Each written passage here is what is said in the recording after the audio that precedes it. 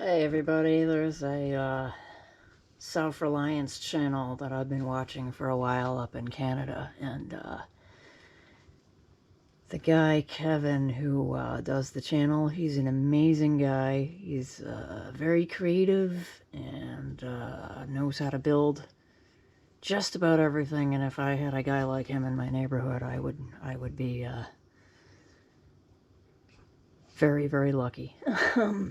But he's, in the last couple of videos, been trying to build a homeless shelter, because he's taken note of the homeless issue up in Canada, which, of course, is just as bad as here, apparently, with land prices and rent prices and capitalism in general, making it so you have to afford to live on the planet you're born on somehow. But, Kevin's gone out of his way to build this shelter, and he's got a system to heat it, and he's got a solar panel on it for a light, and it probably has Wi-Fi in it, and all the crazy modern stuff. The problem is, I looked it up, and there's 1.3 million completely empty houses in Canada. I'm guessing the number here is even worse.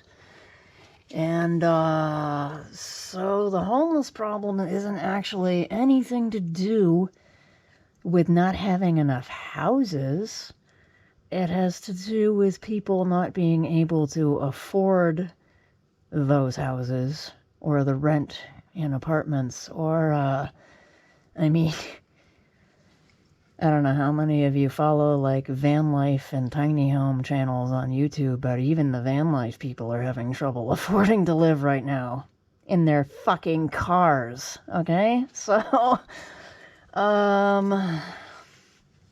like, poor Kevin is trying to solve this problem by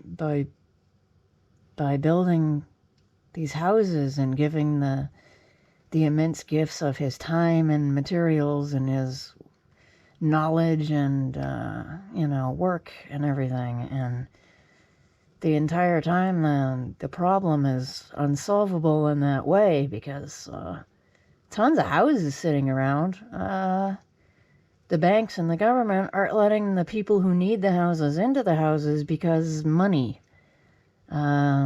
Paper that we invented, and a group of people will never ever meet, attach a monetary value to, and they can change that value at any time and say, oh, it's inflation, this isn't worth as much anymore, or no, this is worth more now, and whatever the hell they feel when they get up out of bed in the morning, I guess, and get in their limo or their private jet or whatever the fuck. So Kevin's an awesome guy, but unfortunately the problem is capitalism.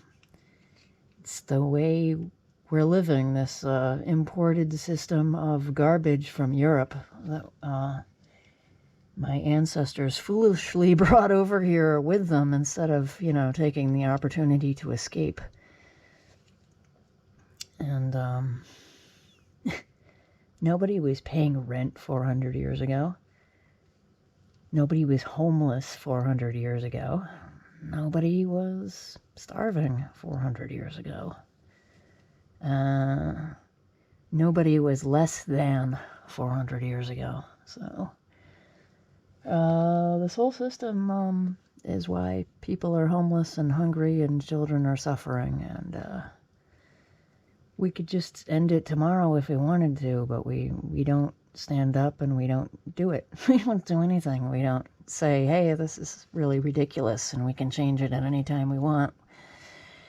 We hear the ridiculous excuse, oh, this is how it's always been, and then you look at history and it obviously hasn't always been. It's very recently been. And yeah, no one needs to be suffering. No one needs to be homeless. There don't need to be any wars. There's enough here for everybody. This isn't a birthday cake. You don't get less of a slice if everybody else can have one too. It's